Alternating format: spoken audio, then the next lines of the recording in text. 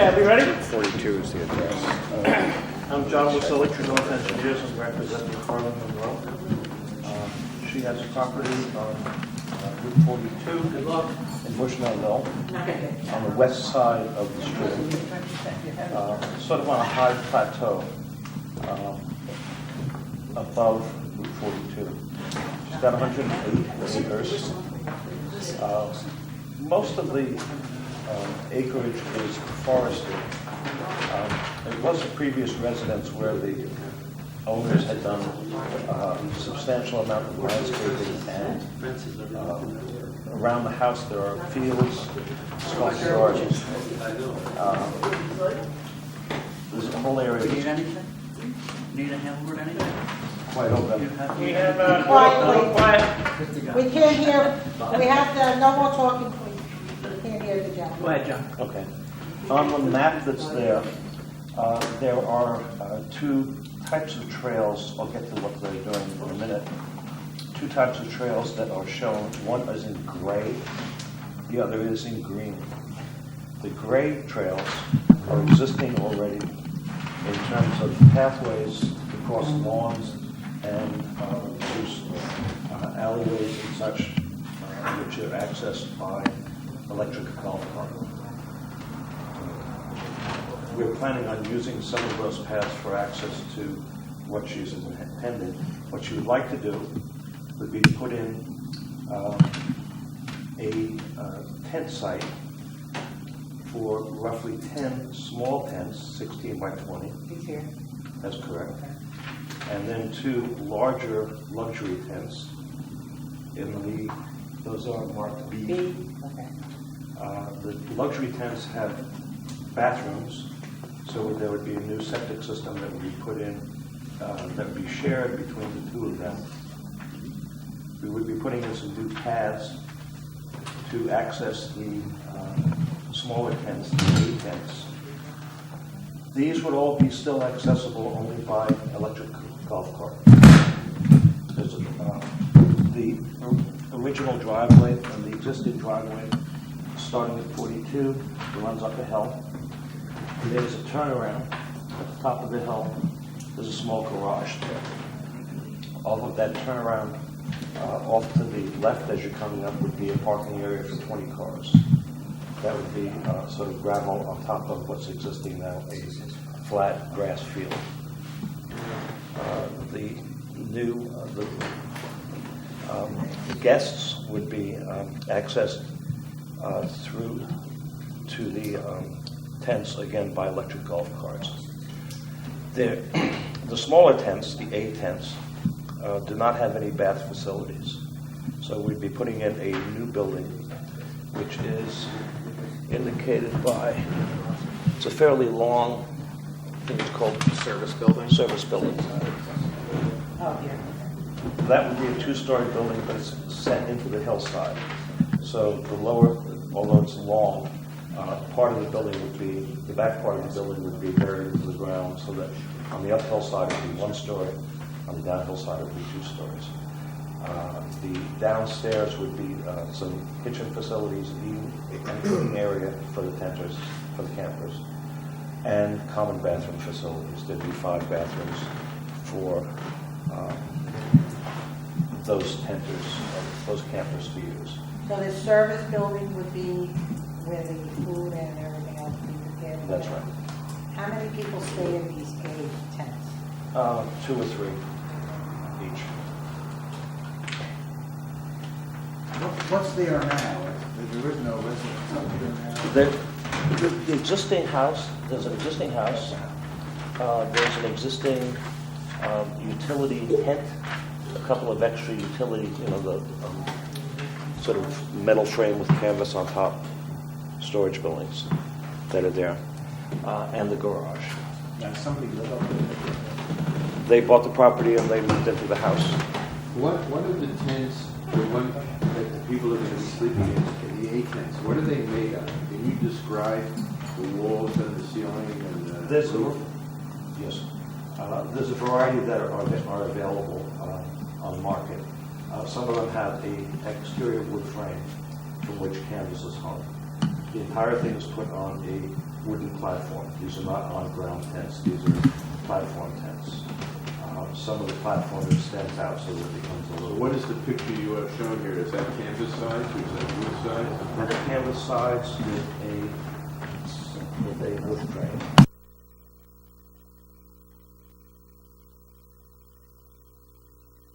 That's part of what I mean. The other walls are canvas and the roof is canvas. Yes. How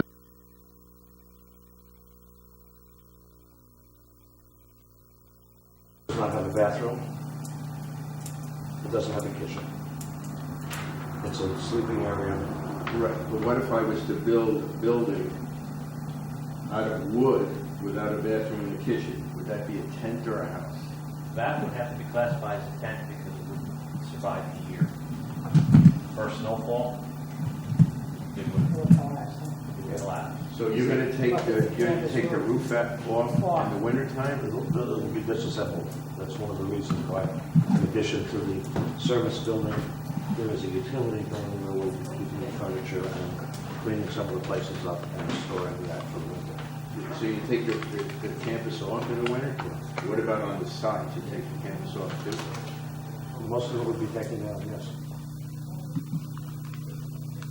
Now, do these have water or, they have electricity? They'll have electricity, but there's no water and no bathroom facilities in the A tents. And no cooking? And no cooking. So it's, on the service building, if they want to, they can walk down to the service building. We sort of centralize that, and they can keep their food there. There'll be small refrigerators for them, and then some cooking areas. And the B tents will have water? The B tents will have water. Different ones. Yes. We went through, we're going to go back to our favorite vacation colony / cabin cottage development. Because we classified technically, I thought it would be a campground, but they're having permanent foundations. So we're not looking at it as tents just placed anywhere on the property. We're going to have fixed locations. The difference is that the building is temporary versus permanent structure. That's the only distinguishing characteristic between, the tent would be a tent, place it anywhere. But since this has a permanent foundation, the foundations are going to remain where they're placed. So they'll just be taking the tent portion, quote, the tent portion off of it at the close of season, placing it back at the beginning of the season. Now, when I read through, when John came in the other day, and we read through classifications, that's why I came up with the cottage cabin. I'll just refresh your memory. Where are you? Where are you? 116.16, that would be the page. Any parcel of land on which are located 2 or more cottages, cabins, or other accommodations of a design or character suitable for seasonal or other temporary living purposes, including summer colony and resort, but not including mobile home park, or camping or trailer travel park, boarding house, hotel, or motel. So there is no classification that states you can or cannot have electric in a cabin. Okay, when you start getting into providing facilities, okay, then we start having to look at is it a house? Now, are you proposing to have a kitchen? I can't remember. In the larger ones, or is it just to have bathrooms? The 2 larger ones are going to have bathrooms. They are fairly remote, I'm pretty sure. They will end up having a kitchen area. If they have bathrooms and kitchen, those are houses. The large ones come down as well? John, or are they going to be a permanent Parts structure? of them do. I'm not sure whether or not we would still, for the larger ones, considering they have some additional services, still not fit into the fact that they would be cabins, even though they would be tent cabins, because they are still going to be seasonal. When you say season, how long is the season? Practically Early spring to late fall, like 6 months? probably 7. So they won't be open at all in the winter. I don't think so. Now, I've been looking into these for a little while now, John, because I knew it was coming sooner or later. I don't know how we can handle the catering for a wedding or an affair or things like that, because I think that might be the intent. Is that where we're going here? The intent for this is to provide the camping facilities. Apparently there is growing demand for forest activity out in nature where people don't have to invest in either buying land and finding out they don't like it, or even investing in camping equipment, going out onto state land, putting it up, and finding out you don't like it. This is sort of like a cheap way. Not that it's cheap, but this is, for them, a cost-effective way of paying a fee, having somebody have taken care of the tent, not be so rustic that it's a hardship. Find out if you like it. It's sort of I don't want to use the word slumming. A trial. It's a trial. It's a trial. Right. Yeah, it's a way to get some nature experience and still not use all of the comforts of home and having a secure place to be. I will need to clarify whether or not they are planning on allowing an occasional wedding there. I do not expect that would be happening, only because the tents themselves are limited in number. We're only planning on, she's actually planning on doing 4 originally, 4 or 5 to begin with. The total site plan is showing 10 small tents. And the 2B tents would be possibly much later. But this is the intended build out of the site. To answer your question, Art, obviously we're issuing, you'd be issuing a special permit with our favorite stipulations. And this is what you're intending to do, this is what we're allowing you to do. Now, if you want to put in there that if you did want to hold the function, that would either A, require a special permit issued for that, or we can look at issuing an assembly. Or anytime you wanted to do that, you would have to propose your plan. How many people did you propose? How are you going to deal with the increased parking? How are you going to deal with the increased sanitation? That can all be written in so that we can keep it handled. I understand your concern, and it is a large piece of property. I'm very familiar with the property, and my first thought, John, is how in the blazes are you going to get up that driveway? You're not getting up and down at the same time. Somebody's going off the cliff there, number one. And what's going to be the access for emergency vehicles? Well, the driveway is, I didn't measure the grade on that. About 40%. What we're looking at doing what we're considering doing is making 2 areas, one a third of the way down, one a third of the way up, to widen the road a little bit into the hillside and put in the retaining so that 2 cars can pass. There's enough sight line from the top to the bottom once you're on the very, very top of the hill to actually see if anybody's coming. But if you happen to be halfway down the driveway, it'd be good to be able to let one move over just a little bit. We need to add about 4 or 5 feet to the driveway on the hillside in order to allow 2 cars to pass. Now, is this one of a kind? Are there any others like this? It seems kind of unusual. One of a kind. Is this the first of this concept? Or, On this site? yeah, or the tents and the electric carts and the parking down there? Well, the electric carts is a decision that was been made a long time ago to have as little truck impact as possible, because I've driven with them on the trails existing, and it's grass, and there aren't any ruts. There's very little impact, not that you would have with a car. The camping itself is being done quite frequently now in lots of places. My next door neighbor in Woodstock is planning on putting one in himself. Now, what are these square? Is that you or is that? This is a partial site plan. The rest of the property is sort of off the page. On the 108 acres, Carlin has arranged to have a forest management agreement for the bulk of the forest. Everything on the west side of the power line easement, which is over there, is going to be the forest preserve. But in that forest preserve, she's isolated out several acre parcels that will be exempt from the forest preserve, just in case, because the forest preserve runs for decades. And she wanted to allow for the possibility that in the future, if there was a desire to put in a cabin or something else there, that it wouldn't be screwing up with the arrangement with the forest preserve. So there are several acre parcels that are reserved from the preserve. Just set aside. Yes.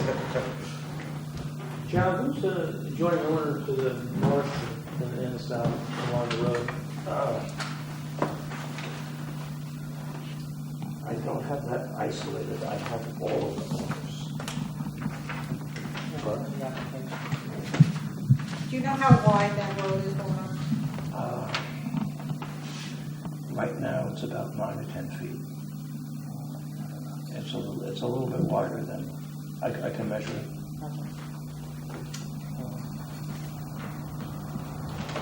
Now, you mentioned prepared food and service billing. Does that mean just the campers cooking their own food, or? Yeah. Yeah.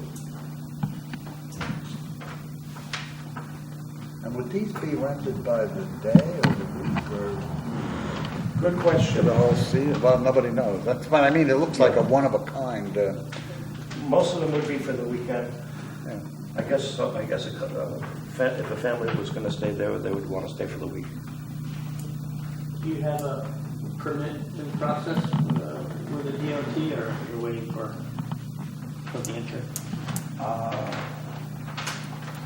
Since it's going to be a business of camping, won't you need to get a new permit to enter onto the State Route 42? I'll have to check. That's old. That's actually old Route 42.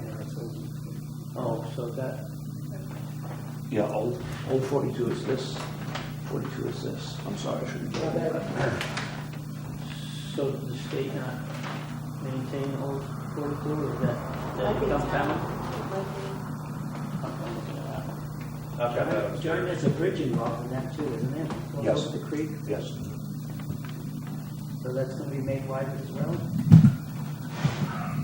That is more than enough sight to see whether or not there's somebody coming, so I think it'll still only be one at a time.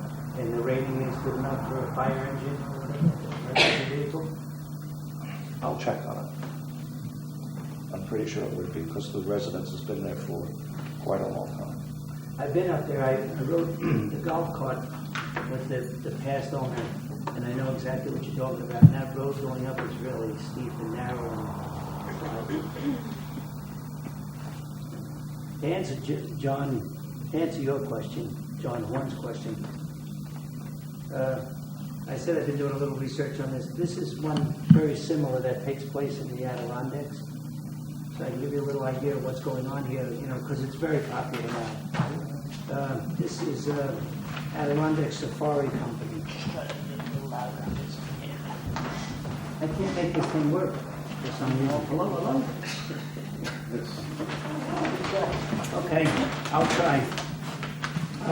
This is one from the Adirondacks. It says, all our safari tents are custom built and elevated wood platforms that can be delivered in select locations within the Adirondack Park and Lake George. They are built of solid wood and treated canvas and furnished in a traditional safari style. The safari tents are designed to provide a truly unique and exciting experience in the Adirondacks to every camper. Adirondack safari tents can be delivered to various places and parks, such as vacation homes, campgrounds, trailheads, festivals and events, and anywhere on the millions of acres of land throughout the Adirondack Park and the state owns. All tents are elevated 30 inches off the ground for a unique experience, safe from all critters and ground moisture.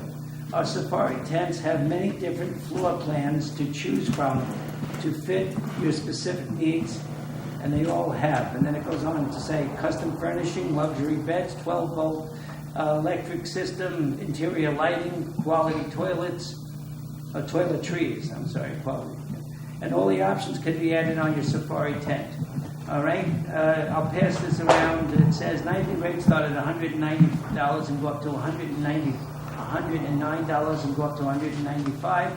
Weekly rates are $750 to $1,250, and there's a delivery charge of $49 and a cleaning charge of $30. So if anybody wants to see what these look like, you can take a look at that and pass it around.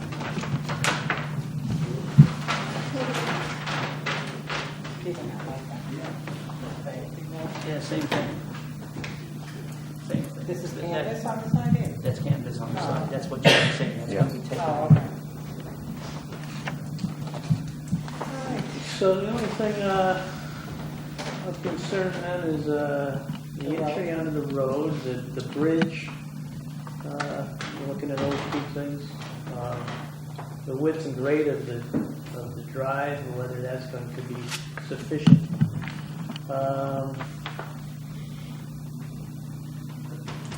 Is there going to be underground electric from one tent to the other? Yes, I expect. There will be service that'll be there. The brochure brings up the interesting point that it could end, since it's not highly equipped, we could end up doing most of this with low voltage. Are you gonna, you said you're gonna put in, did I understand a bathhouse or you're gonna need a septic field up there somewhere, right? That's correct. They do, I have. There's the service building Yeah. Right? has a new septic field supplying the service. There's building. one here. And then the two more luxurious tents have a shared septic system. I suppose we should check, make sure emergency vehicles can get up there. That's my concern. I mean, not even a fire truck, I'm talking about. Well, I'll check fire apparatus That ambulance. access as it pertains to this project. Okay. And then I'll also check too, because that's totally different. You're talking an ambulance, it might weigh 9,000 pounds versus fire apparatus access, which goes up to 75,000. So, What do they think the maximum occupancy could be on a weekend? You know, with everything, you know? Well, I think 30 people in the small cabin. Right, and then, They could also come to the main building as well and just be guests. the main buildings actually is where the owners live. The main house. The main house. All right, Yes. existing, all right. But don't we have a You mean that service service, building? yeah, the service building. Is that a gathering That's point, or is that bathrooms, just a food That's prep? just a place to cook and bathroom and shower. So it's just a place to prepare food, not necessarily a gathering. Although it does have a It's- little patio. It's not a gathering place, but the owners were thinking that at some future point, right now it's a mother-daughter arrangement for the house, that one of them would be able to live on the second floor of this building. And what is the utility building? Storage for the furniture and Bedding and all that. Side. all of that from, That's a very good one. So that's a permanent structure? yes. Right.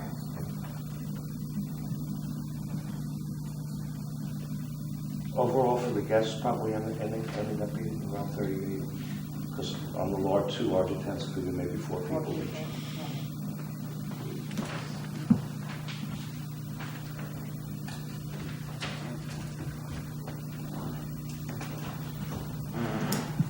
Some of it to me is interesting because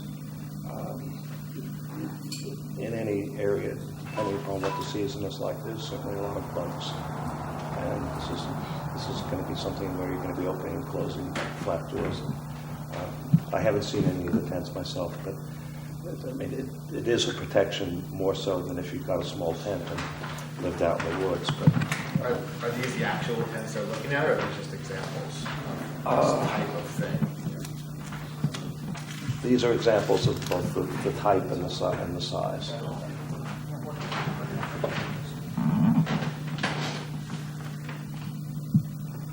So you probably said, how big are the tents? The smaller tents are 16 by 20.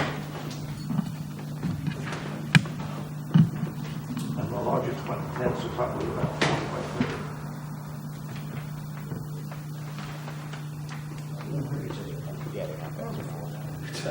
Yeah. Yeah. Oh, look at it.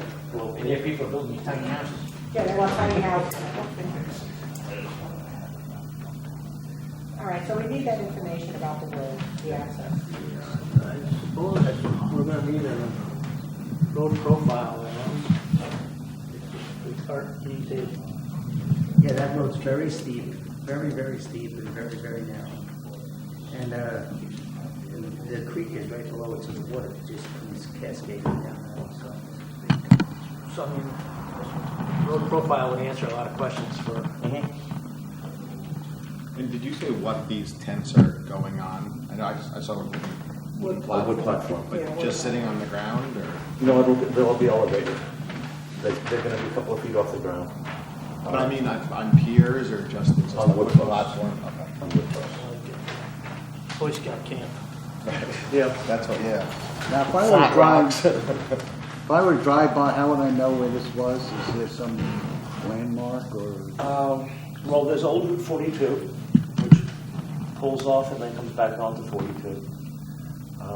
On the far side, further downstream a bit, there's a very, very large washout from the side of the hillside, it's very exposed.